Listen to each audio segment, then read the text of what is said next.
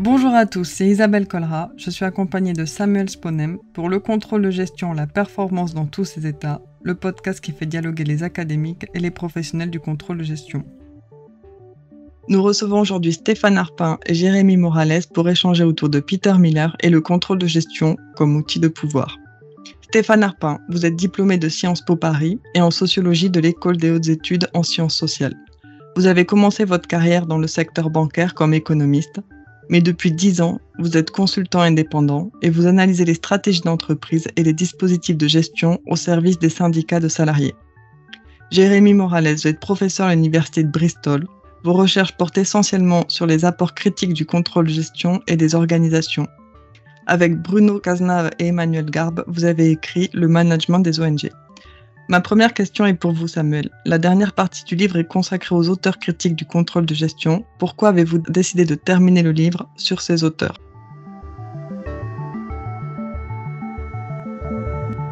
Oui, bonjour à tous, merci Isabelle. Effectivement, nous avons décidé d'introduire dans la dernière partie de cet ouvrage une partie sur les auteurs critiques. Alors nous avons vu jusqu'à maintenant qu'à partir de la deuxième moitié du XXe siècle, le contrôle de gestion s'est développé comme une discipline académique qui enseignait à l'université et dans les business schools. Alors certains professeurs en ont fait un objet de recherche, mais les premiers chercheurs sont généralement intéressés aux méthodes qui permettent de rendre le contrôle de gestion plus efficace pour les managers et pour les entreprises. Alors ces chercheurs-là, on peut les qualifier de fonctionnalistes. Progressivement, des chercheurs en sont venus à questionner les effets et les rôles du contrôle de gestion au-delà de sa seule efficacité. Alors si je reprends les thèmes de Merton, qui est un grand sociologue américain qui distingue les fonctions manifestes, qui sont des fonctions volontaires, voulues, comprises, des fonctions latentes qui sont involontaires ou cachées en ce qui concerne les structures sociales. Donc si je reprends cette distinction entre fonctions manifestes et latentes, on peut dire que les chercheurs ont essayé d'aller au-delà des fonctions manifestes du contrôle de gestion pour mettre en évidence leurs fonctions latentes. Alors ici, ces chercheurs, on les a regroupés sous le terme de critique, et on a utilisé ce terme en reprenant la définition de Michel Foucault et en considérant que la critique ne consiste pas à dire que les choses ne sont pas bien comme elles le sont. Elle consiste à voir sur quel type d'évidence, de familiarité, de mode de pensée acquis et non réfléchi reposent les pratiques que l'on accepte. Alors on peut considérer que contrairement aux grands auteurs dont nous avons parlé jusqu'à maintenant, qui ont cherché à construire le contrôle de gestion, les critiques ont cherché à le déconstruire. Alors cette démarche, elle est importante car elle permet de prendre en compte plus de parties prenantes en fait dans le contrôle de gestion et pas uniquement les managers, les actionnaires. Anthony Hopwood est certainement le chef de file de ce mouvement. Il a notamment proposé d'étudier le contrôle de gestion non pas simplement comme un phénomène organisationnel mais comme le reflet agissant d'un monde social. Il a joué un rôle majeur en développant des revues qui sont dans ce courant. D'autres chercheurs ont suivi, par exemple Norman McIntosh, qui a évolué de recherche très classique, contingente, vers des analyses plus critiques, mobilisant Foucault ou Baudrillard. Et d'ailleurs, une des caractéristiques de la recherche critique, c'est justement de mobiliser des cadres théoriques qui viennent non pas seulement de l'économie, de la psychologie, mais d'une variété de sciences sociales. C'est en s'appuyant sur ces concepts en sciences sociales que David Cooper a travaillé à la mise en évidence de la dimension sociopolitique du contrôle de gestion, vu comme un instrument de pouvoir. Et de la même manière, Peter Miller, professeur à LSI, qui est une figure importante de ce mouvement, a analysé le contrôle de gestion comme une technologie de gouvernement des individus, en appliquant de manière originale les travaux de Foucault à la gestion des entreprises. On va pouvoir en parler avec Jérémy Morales et Stéphane Arpin, que je remercie d'avoir accepté notre invitation. Alors justement, Jérémy, comment s'en sert Peter Miller dans les courants critiques de la comptabilité et du contrôle de gestion et quels sont ses apports spécifiques ? Oui, bonjour et merci pour votre invitation. Effectivement, Peter Miller est un auteur très important dans le courant critique en comptabilité et contrôle de gestion.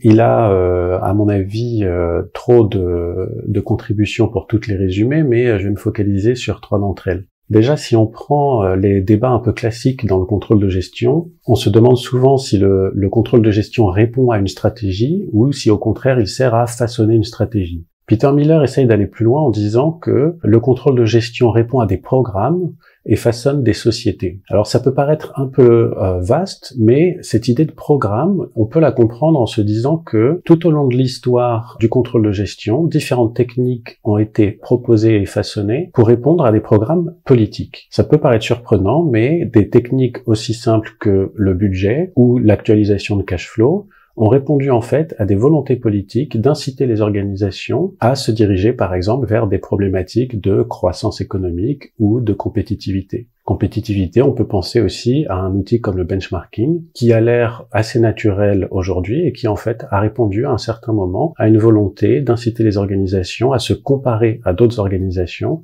pour favoriser la compétitivité nationale.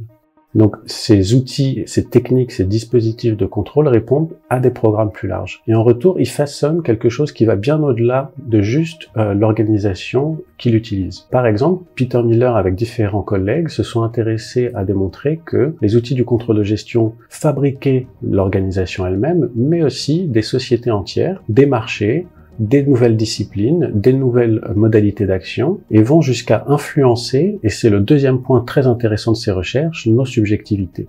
Pourquoi c'est intéressant? Parce que, à nouveau, d'un point de vue assez classique, on voit le contrôle de gestion comme cherchant à faire évoluer des comportements. On a des objectifs à atteindre, on va donc changer nos modes d'action pour essayer d'atteindre ces objectifs. Ce que Peter Miller nous dit, c'est que, au passage, on change aussi notre manière de voir le monde, notre réflexivité, notre identité, notre manière de comprendre ce qu'on doit faire, comment on doit le faire. Donc, l'exemple le plus classique étant de dire, parce qu'on mesure nos objectifs, nos résultats par des indicateurs quantifiés, on intériorise l'idée que notre travail revient essentiellement à calculer. Et donc, on est des êtres calculants. Et ça, c'est un changement profond dans ce qu'est un manager ou un bon manager qui, de plus en plus, se comprend comme quelqu'un qui doit savoir faire des calculs, mesurer bien sûr, mais aussi faire des calculs au sens intéressé du terme. Et la généralisation des outils du contrôle signifie alors que on va aussi se percevoir comme des êtres calculants en dehors même de la vie organisationnelle.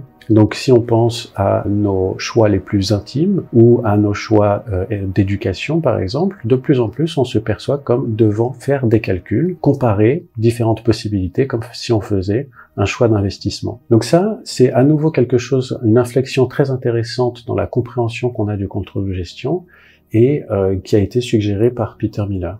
Dès les années 80-90, Peter Miller essayait d'expliquer que des techniques un peu simples de contrôle de gestion, simples en apparence, revenaient en fait à façonner des économies et des sociétés. Un troisième point qui est très intéressant, c'est que Peter Miller s'est beaucoup intéressé au secteur non marchand et notamment à la santé. Il a fait différents travaux au départ sur l'industrie, il s'est intéressé à l'industrie anglaise, à l'industrie américaine, et ensuite il a basculé sur la santé. Et en étudiant quelque chose de très différent comme un hôpital, il s'est aussi intéressé aux mêmes problématiques pour montrer que on refaçonnait un pan entier de l'économie, qui était la santé publique, autour de concepts qui avaient émergé dans l'industrie. Donc, par exemple, l'idée qu'on pouvait séparer des entités, comme si les hôpitaux étaient en concurrence les uns avec les autres et que les patients allaient choisir leur hôpital comme on choisit un produit au supermarché, et qu'on pouvait mesurer l'hôpital comme un ensemble d'activités, ainsi focaliser sur la profitabilité de certaines activités par rapport à d'autres. Ces réflexions-là sont très intéressantes puisqu'il les a menées il y a plusieurs décennies et qu'on a vu les dérives au moment de la pandémie où il devenait extrêmement compliqué de penser une réponse de santé publique à un niveau national ou international, là où les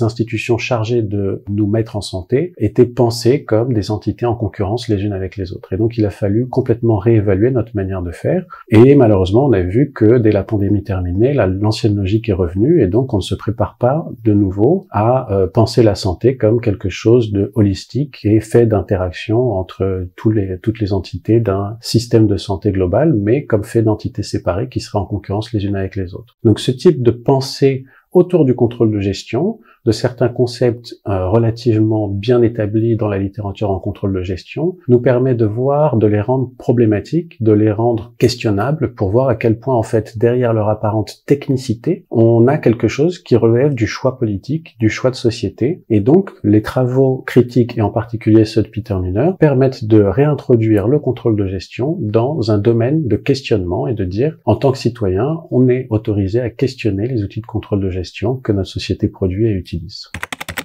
Mais justement, pour vous, Stéphane, les outils de contrôle de gestion et de comptabilité, c'est la base de votre travail. Selon vous, comment les directions utilisent-elles ces dispositifs pour exercer le pouvoir et justifier leurs décisions?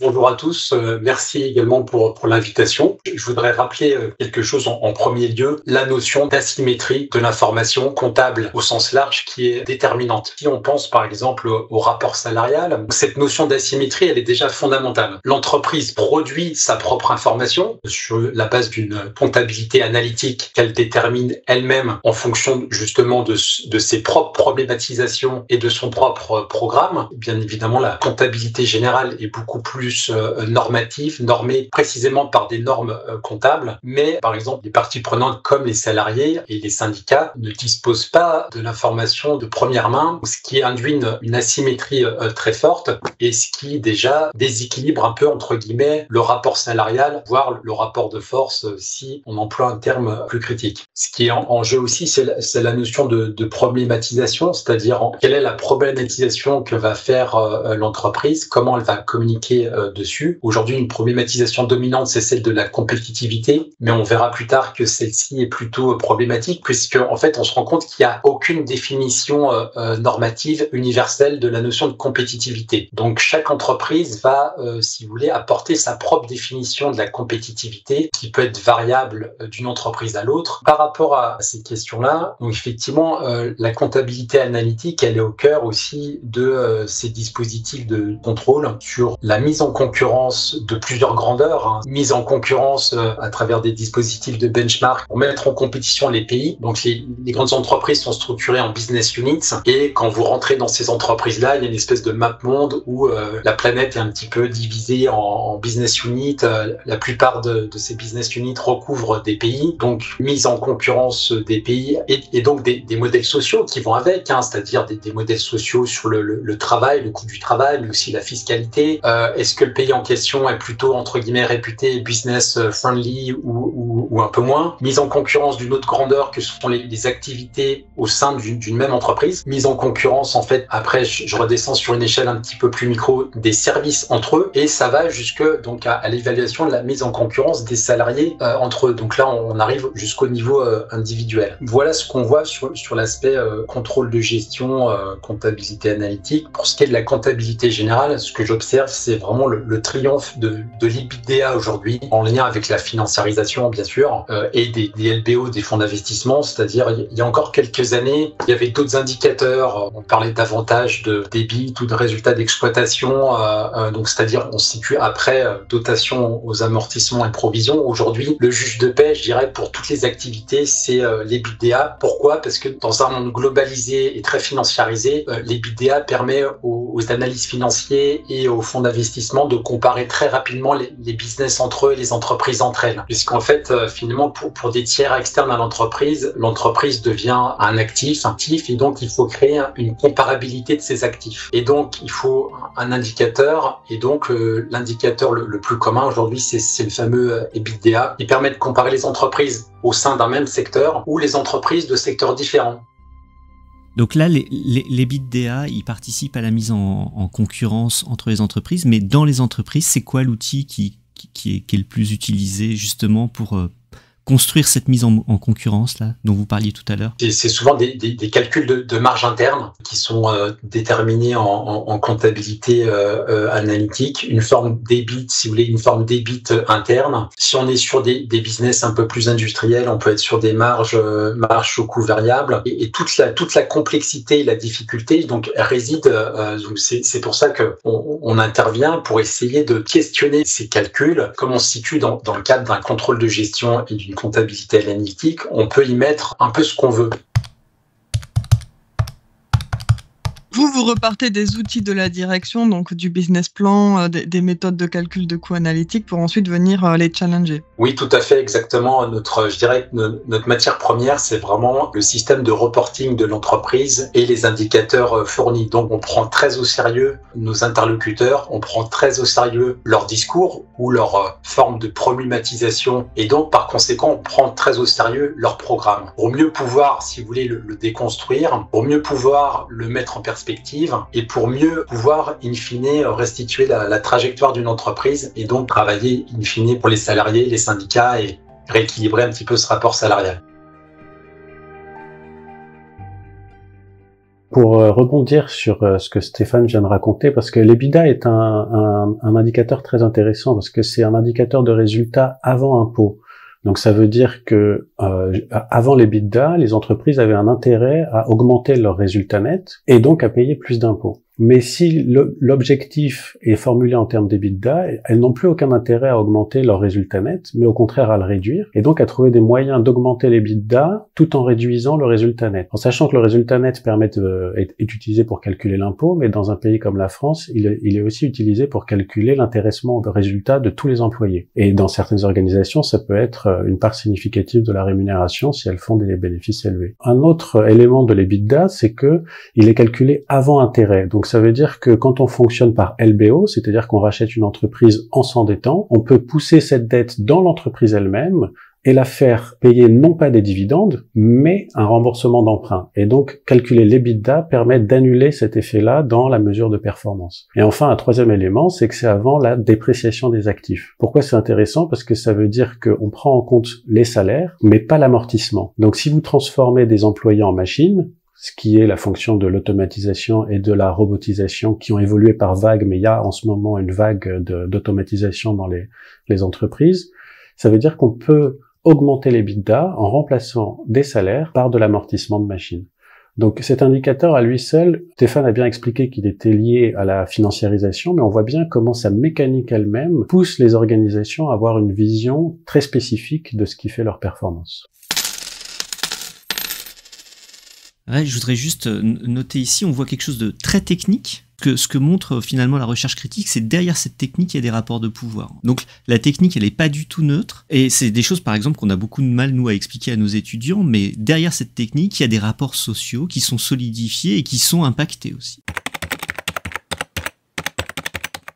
Stéphane, vous avez vu des évolutions dans les pratiques ces dernières années? On a évolué dans les techniques, on a évolué dans ce qu'attendait le marché. Quelle évolution avez-vous noté? Ce qu'on voit, c'est qu'aujourd'hui, il y a une problématisation qui est devenue universelle et centrale. C'est celle de la compétitivité. C'est une notion c'est une justification et un argumentaire qui n'est pas nouveau, mais en fait, aujourd'hui, il est devenu vraiment récurrent dans toutes les organisations, même celles qui étaient relativement étrangères à ce terme il y a quelques années l'ont adopté. De même que effectivement une lecture comptable sur l'EBITDA. Donc ce que je vois moi, c'est une grande accélération en faveur d'une grande uniformisation du cadre posé, uniformisation des problématisations.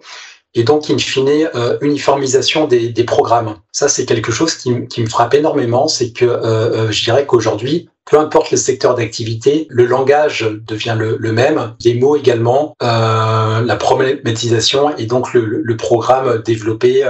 Moi, j'y vois, si vous voulez, j'y vois aussi un des effets assez puissants de la financiarisation, c'est-à-dire d'une généralisation de la prise de contrôle des entreprises par les fonds d'investissement avec des mécanismes de LBO, à savoir effectivement des montages de LBO où on trouve un fonds d'investissement, on trouve une entreprise rentable, lui accole une dette que l'entreprise va elle-même financer avec sa propre rentabilité, avec des effets de levier très très conséquents lorsque les taux bancaires sont bas. C'est toute la période qu'on a vécue sur ces 10 dernières années.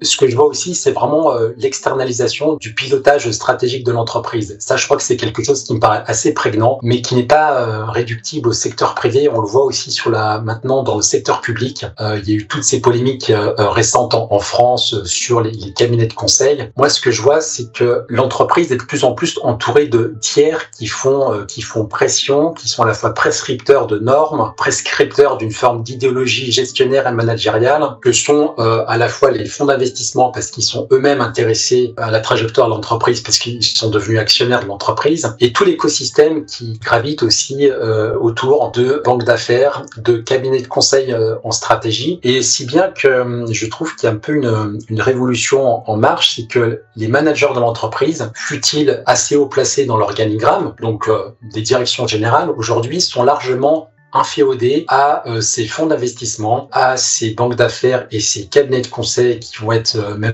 plus que des prescripteurs de normes, ils vont être vraiment très revendicatifs sur tout un tas de normes et de conseils. Et donc le management aujourd'hui est largement dessaisi en fait de ses principales prérogatives, à savoir vraiment anticiper le pilotage stratégique de l'entreprise et ce qui crée aussi une insécurité au plus haut sommet de l'entreprise. Ce qui me frappe aussi, c'est l'omniprésence du court terme. Les directions de l'entreprise, en fait, sont nommées pour des laps de temps de plus en plus courts, ce qui crée un manque de confiance par rapport aux salariés, parce que c'est souvent, en fait, des situations qu'on retrouve avec les salariés qui sont très critiques en disant, de toute façon, on a un nouveau directeur qui va encore nous faire un énième plan stratégique qui ne va pas marcher. De toute façon, il sera plus là dans 2 ans. Donc certaines entreprises, par exemple, sont très coutumières de ce turnover, justement en lien avec les fonds d'investissement qui mettent beaucoup la pression sur un directeur général. Comme les résultats rapidement escomptés ne sont pas au rendez-vous, on trouve un nouveau dirigeant. Et donc tout ça épuise les organisations. Il y a aussi un débat qui est récurrent, c'est je vois par rapport à ces nouvelles normes gestionnaires, tous ces débats en fait de savoir si injecter de l'argent c'est un coût ou c'est un investissement. C'est-à-dire ça peut paraître un petit peu trivial, mais si on prend par exemple un secteur industriel, renouveler un parc de machines pour pérenniser une infrastructure et pour innover, dans une approche purement gestionnaire et financière, c'est un coût à l'instant T, puisqu'il faut décaisser du cash, il faut décaisser de l'argent. C'est perçu comme un coût, autrement dit, de façon péjorative par un actionnaire, par un fonds d'investissement. Alors que si on déplace le curseur, on y voit un investissement. C'est une lecture beaucoup plus positive, un investissement qui va permettre de pérenniser une infrastructure de travail, en l'occurrence industrielle, mais ça peut être autre, de pérenniser un collectif de travail, de pérenniser des savoir-faire et donc tout simplement de maintenir l'activité sur ce site en question. Donc on voit bien avec un exemple comme ça que il y a des tensions sur la construction de la réalité, puisque je crois que c'est ça aussi le fond de l'affaire, c'est que le contrôle de gestion et la comptabilité au sens large participent à définir le cadre et les règles du jeu. Donc on va dire que c'est éminemment constructiviste et donc ça appelle aussi un effort de déconstruction pour faire justement apparaître ces rapports de pouvoir, pour faire apparaître aussi les contradictions inhérentes à ces constructions, à montrer leurs failles et montrer aussi leurs injustices quand elles sont là. Dans ces représentations à des fins d'exercice du pouvoir, ça c'est pas nouveau là, il y a tout un tas d'outils, on a parlé de l'EBITDA, mais il y a plein d'outils de comptabilité de gestion, de contrôle de gestion qui sont utilisés pour ça. Est-ce que vous voyez justement l'utilisation du prix de cession interne, l'utilisation des calculs de coûts, les problèmes de répartition des charges indirectes, est-ce que c'est des choses qui sont utilisées par les directions pour représenter de manière à justifier des décisions par exemple? Oui, tout à fait. La comptabilité permet vraiment pleinement, en étant à la fois bien conseillé et puis avec une visée d'économie sociale et fiscale donnée, permet vraiment de faire évaporer de la valeur et de pomper du résultat en amont du résultat net, justement avec des prix de cession abusifs. Par exemple, si vous avez un markup dans certaines entreprises qui peut atteindre 2 chiffres, là on se situe dans un markup abusif. Ces abus ont été relativement fréquents dans les années 2000, mais le fisc en fait a constaté ça avec un effet retard. Donc aujourd'hui, le fisc français, d'autant plus qu'il doit récolter de l'argent puisque les finances publiques sont mal en point. Donc la consigne a été donnée à l'administration fiscale d'être extrêmement vigilante sur ces prix de cession. Donc aujourd'hui, c'est vraiment dans le viseur des autorités fiscales. Mais je dirais que les prix de cession sont aussi en lien à mettre, par exemple, avec les fees. En général, c'est lié, c'est-à-dire vous aspirez du résultat aussi avec des fees, des redevances. Les prix de cession, on va dire, c'est sur le commerce intercompagnie, le commerce intragroupe, le fameux marché interne développé par les grandes entreprises, les multinationales. Donc c'est une pratique légale et tout à fait courante. Là, le bas blesse, c'est quand ces prix de cession sont abusifs, puisqu'ils lèsent le fisc des pays concernés, en l'occurrence le fisc français, et lèsent les intérêts de parties prenantes, comme les salariés, par exemple, à travers l'absence de participation ou l'absence de certaines primes. Et en général, les entreprises utilisent tous les dispositifs pour maximiser leurs avantages. Donc, les entreprises qui pratiquent cet interco remontent aussi de résultats à travers les fees, ou en bon français les redevances. Vous pouvez avoir des redevances sur énormément de sujets. Redevances pour utilisation de la marque, redevances pour l'utilisation des services du siège, redevances pour participer aux coûts de protection des brevets, redevances pour bénéficier des services informatiques, redevance pour bénéficier des services juridiques. Bref, vous avez à votre disposition énormément de leviers pour créer des coûts internes, des coûts de redevance que le siège va facturer concrètement à ses filiales ou la holding. Alors ça peut être des fois la même entité, mais des fois c'est une entité différente. Par exemple, le montage classique, si vous avez un fonds d'investissement, vous avez une holding de tête qui va avoir d'autres filiales en cascade, souvent pour défiscaliser la remontée de dividendes, et in fine, elle va détenir la société opérationnelle. Mais la société opérationnelle va détenir elle-même des filiales. Donc on se situe dans ce cas-là dans un organigramme assez complexe et tout est fait pour pomper un maximum de résultats tout en maximisant l'imposition. Sur des dossiers comme ça, on va être attentif sur les flux d'interco, on va être attentif sur les redevances. Et troisième point à ne pas omettre sur un dossier comme ça, c'est regarder précisément les remontées de dividendes. Est-ce que ces remontées de dividendes sont abusives ou pas? Et où est-ce que les dividendes remontent? Et là aussi, il y a des signatures d'entreprises assez prévisibles et assez attendues. Lorsque, par exemple, vous êtes une entreprise américaine implantée en Europe et en France, vous avez, pour des questions fiscales, tout intérêt à domicilier votre holding de tête, par exemple, soit au Luxembourg, soit aux Pays-Bas, puisque les remontées de dividendes depuis ces pays européens vers les États-Unis seront très faiblement imposées. Donc on voit bien qu'il y a une convergence de dispositifs pour sortir le moins de résultats possible, voire même moi j'ai des dossiers très concrets où vous avez une activité parfaitement rentable, parfaitement profitable, mais qui génère un résultat net proche de zéro. Et même si du vécu, hein, j'ai vu des entreprises très profitables qui sont même capables d'être en perte en France, donc sur une localité bien définie, mais largement bénéficiaire au niveau là pour le coup des comptes consolidés, donc des comptes globaux de l'entreprise. Et donc, on voit, si vous voulez, parfaitement le mécanisme à l'œuvre de globalisation et de benchmarking dont parlait Jérémy, de benchmarking des pays de la part des entreprises, benchmarking des fiscalités, benchmarking des modèles sociaux, benchmarking des coûts salariaux et benchmarking des politiques d'implantation des entreprises avec quelque chose de relativement nouveau pour le coup. Alors, quand je dis nouveau, qui remonte à quelques années, à moins de 10 ans, mais qui s'intensifie, c'est la chasse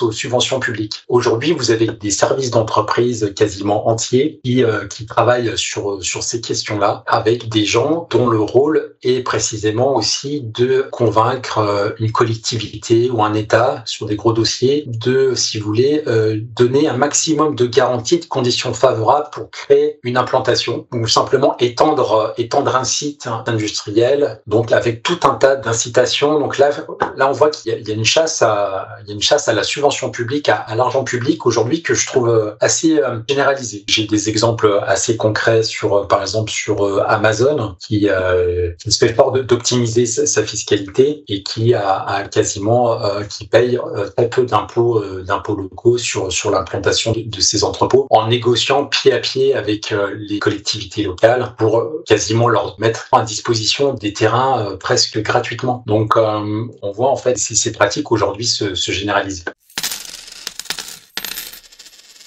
Donc, Jérémy Stéphane nous disait justement que le contrôle de gestion et la comptabilité déterminaient le cadre. Est-ce que toutes ces recherches critiques sont performatives au final ? Oui, c'est une question très intéressante puisque la recherche critique, contrairement à la recherche purement positive, se fixe comme objectif de changer le monde. Et c'est un objectif très louable, mais aussi assez difficile à mesurer. On peut quand même noter quelques domaines dans lesquels c'est une recherche qui a eu une influence assez importante. Je pense que le domaine qui a été le plus visible est celui de la comptabilité environnementale. Le thème de l'environnement est un thème très ancien dans la recherche critique en comptabilité et avait suscité des débats très forts au démarrage entre les gens qui voulaient réformer la comptabilité pour en faire un outil pour le bien de la planète, du climat et de l'environnement naturel en général, et d'autres chercheurs qui avaient une formation peut-être souvent plus marxiste, qui avaient tendance à dire qu'il fallait pas utiliser ces thèmes pour oublier les positions asymétriques de pouvoir. Et donc, trouver que focaliser sur des questions d'environnement, c'était focaliser sur des questions qui touchent tout le monde, et donc oublier la divergence d'intérêts dans les organisations et les sociétés. Et ces débats ont conduit à arriver à la conclusion qu'en fait, c'était un faux problème puisque les problématiques environnementales ne touchent pas tout le monde de la même manière, mais reproduisent les divergences sociales et sociétales. Et donc, tout un courant s'est intéressé à comment est-ce qu'on peut utiliser le contrôle de gestion pour pousser les organisations vers une plus grande responsabilité environnementale. Ce courant-là est toujours très actif et je pense qu'aujourd'hui, beaucoup de choses qui faisaient débat quand il a émergé sont aujourd'hui admises, y compris sur les marchés financiers avec une redécouverte. Alors, ils ont un acronyme pour eux-mêmes, mais ils redécouvrent des choses qui ont été débattues depuis plusieurs décennies dans la recherche critique en comptabilité et contrôle de gestion. Je pense qu'un autre domaine où la recherche critique a été relativement novatrice a concerné le service non marchand, les organisations non marchandes. Et en particulier, on a un développement assez important du tiers secteur, de tout ce qui est ni public ni privé. Et les recherches critiques se sont très rapidement intéressées à ce secteur parce que la question était, peut-on avoir des outils de contrôle qui ne servent pas au profit? Donc ça a intéressé des gens critiques pour cette raison-là, et c'est des questions qui sont aujourd'hui très prégnantes. Si on s'intéresse aux ONG, si on s'intéresse aux associations, ce sont des organisations qui ont une structure financière très ample et qui pourtant ne visent pas nécessairement le profit, et donc ont besoin d'outils qui leur soient adaptés. Et cette question de l'adaptation est une question qui a beaucoup intéressé les chercheurs critiques, puisque pour eux, il ne suffisait pas d'intégrer un nouvel outil et de le penser comme neutre. Au contraire, il fallait accepter que ces outils avaient émergé selon une certaine histoire, dans un certain rapport de pouvoir dans les organisations, et que les transposer dans des organisations complètement différentes n'allait pas de soi. Et donc à ce niveau-là, à nouveau, on a eu des débats assez stimulants sur comment réformer la comptabilité et le contrôle de gestion pour réformer les sociétés et les organisations. Aujourd'hui, où on a des mouvements sociaux très forts qui viennent questionner la financiarisation, qui viennent questionner la mondialisation, qui viennent questionner tous les problèmes que les chercheurs critiques ont questionnés, je pense qu'on a des discussions à avoir qui vont pouvoir être intéressantes et se nourrir de réflexions qui ont eu lieu depuis plusieurs décennies maintenant autour de la proposition d'outils différents pour fabriquer des organisations et des sociétés différentes. C'est ce qu'on appelle la préfiguration. C'est un terme qui a été popularisé par les mouvements Occupy. Ça a l'air très éloigné du contrôle de gestion et pourtant c'est la même préoccupation, à savoir si on veut fabriquer une organisation différente avec des valeurs différentes de celles qu'on a connues jusqu'ici, la première chose à faire, c'est de proposer des modes de contrôle différents, puisque, et je reviens à Peter Miller, ce qui est intéressant avec le contrôle, c'est qu'on a souvent tendance à penser avec le mot qu'on va parler de coercition, de prescription, mais en fait, la grande force du contrôle, c'est justement de ne pas faire de prescription, mais d'orienter des libertés, de nous orienter en nous donnant, par exemple, des objectifs, ou des manières de mesurer un objectif ou un résultat, sans avoir à nous dicter ce qu'on doit faire pour l'atteindre. Et donc, en réformant ces manières de fonctionner, ces modes de contrôle, on peut essayer de produire des organisations, des modes de travail, des modes de vie ensemble différents. Et c'est ça, je pense, qui est derrière le concept de préfiguration. Donc Stéphane, vous êtes d'accord avec Jérémy que c'est en changeant la comptabilité, le contrôle de gestion qu'on pourra changer le capitalisme ?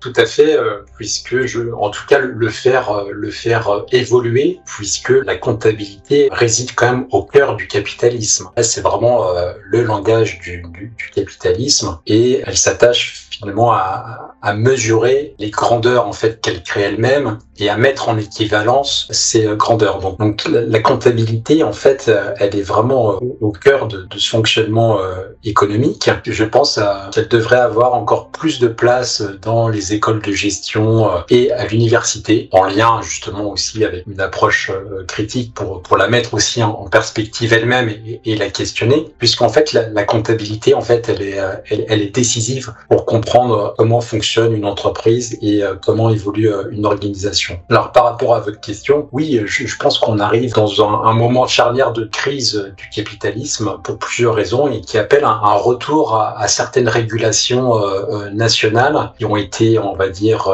battues en brèche quand même ces 30 dernières années sur tout un tas de sujets, et nécessite aussi une régulation mondiale, puisque aujourd'hui on se situe naturellement dans un cadre mondial et les normes comptables participent aussi de ce cadre mondial. Je ne vais pas développer tous les débats qu'il y a eu aussi sur les normes comptables, effectivement, mais c'est aussi un vrai sujet de société, j'allais dire. Ça peut paraître un petit peu technique, mais les normes comptables aussi participent à l'édification de la vision du monde et de la culture aussi qu'on souhaite propager. Alors moi, ce que je vois, c'est que sur la question environnementale, il me semble qu'on en est encore au tout début, et il me semble que le vrai changement sur la question du carbone, sur la question du CO2, le vrai changement viendra lorsqu'on adoptera une véritable comptabilité carbone. Pourquoi ? Parce qu'aujourd'hui, il y a un hiatus ou un gap, comme diraient les anglo-saxons, qui est énorme, je trouve, entre les discours qui sont omniprésents, qui sont très volontaristes,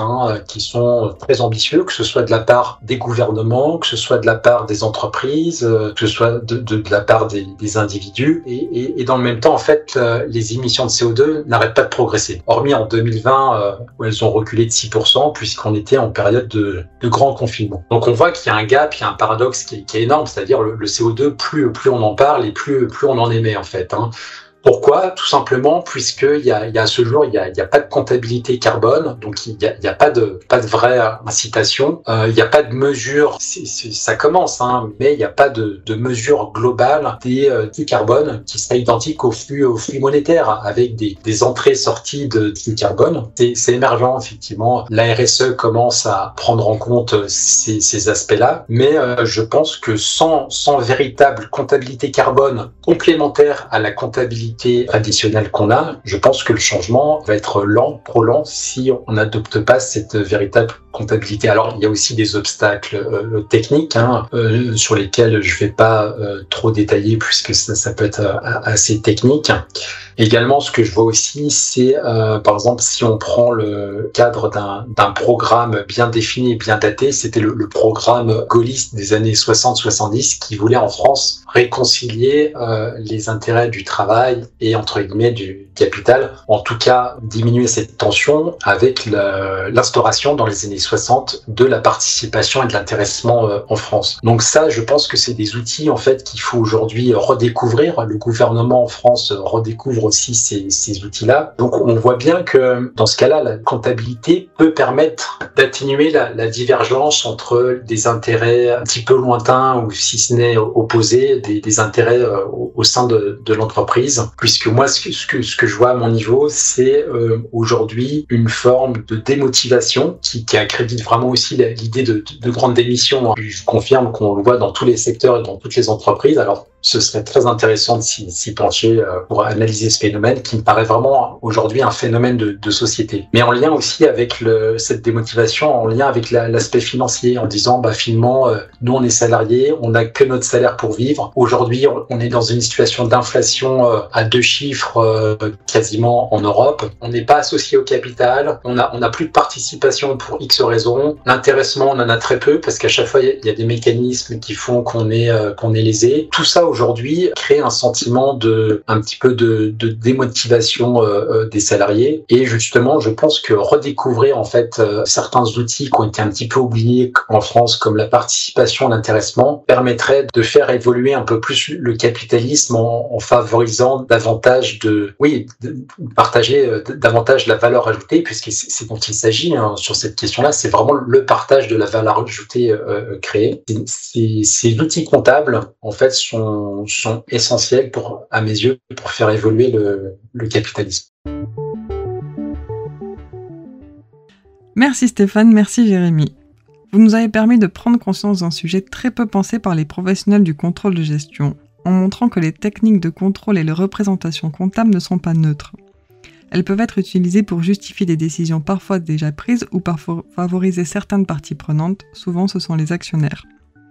C'était Isabelle Collara et Samuel Sponem pour le contrôle de gestion, la performance dans tous ses états, le podcast qui fait dialoguer les académiques et les professionnels du contrôle de gestion. Au montage et à la réalisation, Stéphanie Ruwander avec l'assistance de Marina Goguet. Dans le prochain et dernier podcast de la série, nous poursuivrons cette réflexion sur les enjeux de pouvoir liés au contrôle de gestion, en nous intéressant plus particulièrement aux effets des systèmes de contrôle de gestion sur les contrôlés.